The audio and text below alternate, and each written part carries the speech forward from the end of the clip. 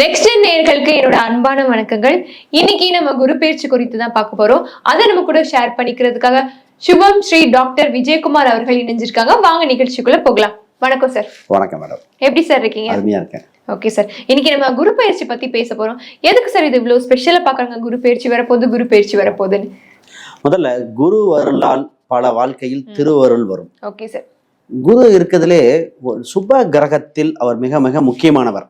இந்த கிரகம் இந்த வருடத்தில் ரொம்ப ரொம்ப ஸ்பெஷல். ஏன்னா உச்சம் பெற்ற குருவின் தாக்கம் உலக அளவில் இருக்கு. இன்னைக்கு குரு பயிற்சி ரொம்ப எதிர்பார்த்துட்டு இருக்கோம். அதாவது ஈரான் இஸ்ரேல்ல போர் நடந்தா நம்ம வீட்டுல கேஸ்ல அடுப்பு வர மாட்டேது. அப்ப குரு வரும்போது அந்த சனி செவ்வாய் சேர்க்கைக்கு அந்த சனி என்ற வீட்டில் குரு பார்வை வரும்போது நிறைய மாறுதல் ஏற்படுது. அப்ப உலக அளவில் மாற்றம் ஏற்படுது, நமக்கும் மாறுதல் ஏற்படுகின்ற காலகட்டங்கள். இப்ப இந்த குரு பயிற்சி ஸ்பெஷல். குருனா தங்கத்தை சொல்லுவோம்.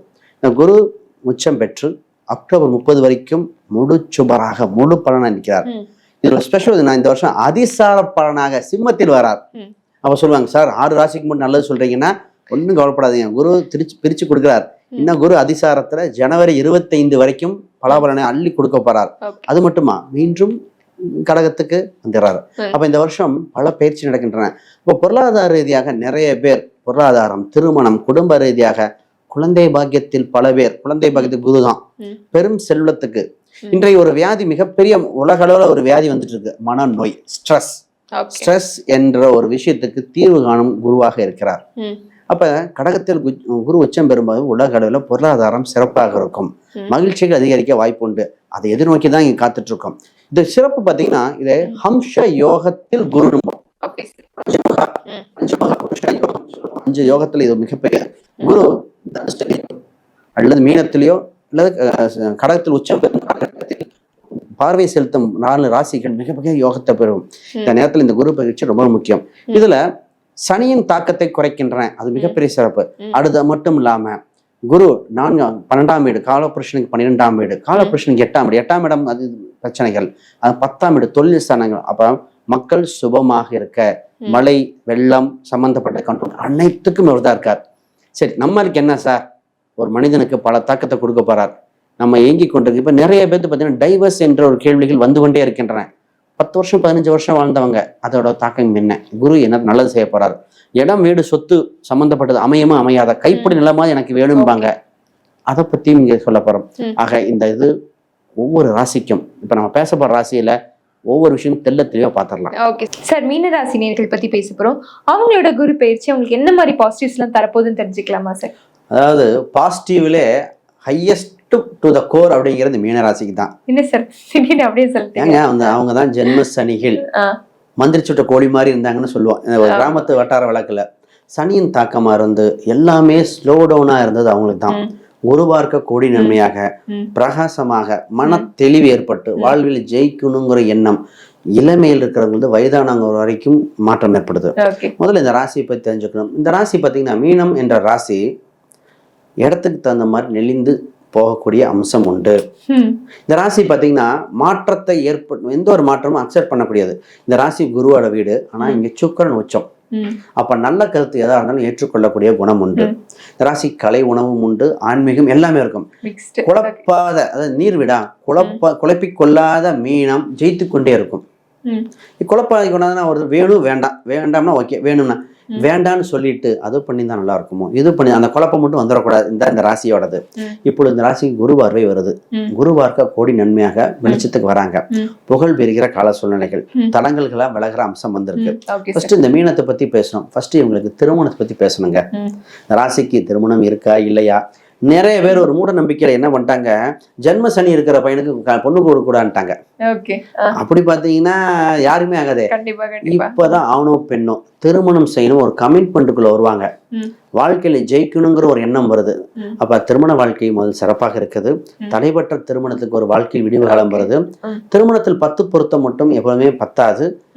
கிரக பொருத்தம், நட்சத்திர பொருத்தங்கள் தாண்டி செவ்வாய் இது இருக்கா, செவ்வாய் தோஷம், ராகு கேது கூட்டு திசை வருதா, குறிப்பாக 12ஆம் இடம் தாம்பத்திய வாழ்க்கை எப்படி இருக்கு, 4ஆம் இடம் சொத்து சுகம் எப்படி இருக்கு, வீரியஸ்தானம், நீங்க வீரியஸ்தானம் பார்க்க வேண்டிய கட்டாயத்துல இருக்கும். இது ஒரு கசப்பான இதுதான். கோயில் இருக்கிற கூட்டம் IVF சென்டர்ல இருக்கு, இதுதான் உண்மை.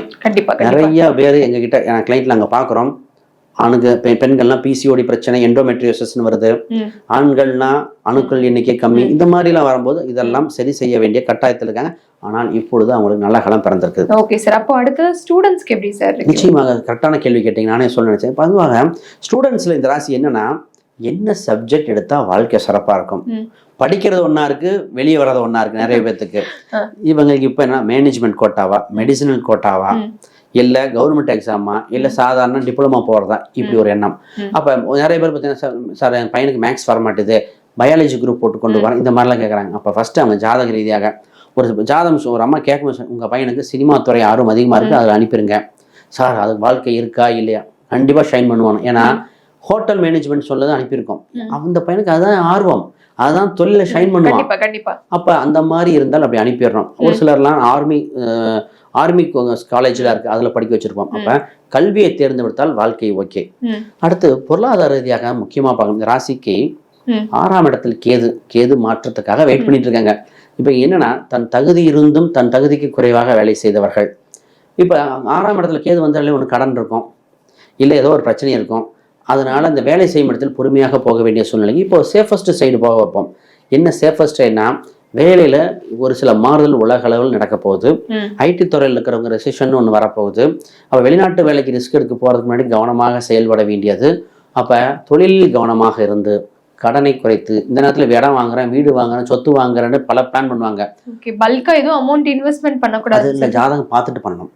ஒரு சிலருக்கு சுப விரயமாக வரவங்களுக்கு ஓகே, எல்லாத்துக்கும் சொல்ல முடியாது. இப்போ கோச்சார ரீதியாக உனக்கு ஏதோ ஒரு கடன் அமைய போகுது. அந்த கடனை சுப கடனா விரைய கடனா, கடனை வாங்கி வீட்டை கட்டினா பரவாயில்ல, கடனை வாங்கி இன்னொரு பக்கம் கட்டினா அப்ப அந்த இதை பார்த்துக்காங்க அப்படின்னு சொல்லலாம். இப்போ தொழில்துறை நிறைய பேர் தொழில் ஆரம்பிக்க முனைகிறாங்க. தொழில்துறை ஆரம்பிச்சு வெற்றி பெற வாய்ப்பு உண்டு.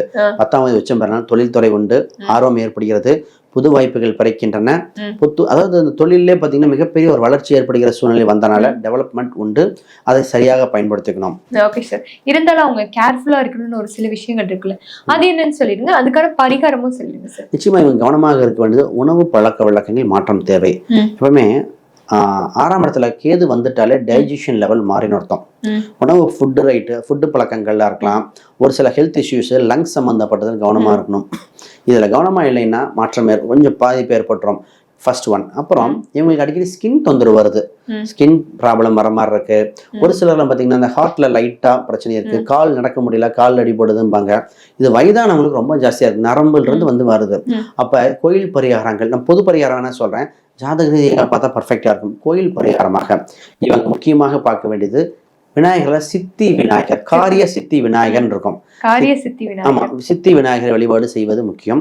2வது இவங்க சனி பகவான் இருக்கார். இவங்க ஒரு உணவு தானம் கொடுப்பதே சிறந்தது. ஒரு உணவு தானமா இருக்கலாம், காகத்துக்கு உணவு வைத்தல், சனீஸ்வரர் வழிபாடு செய்வது, இதெல்லாம் இவங்களுக்கு.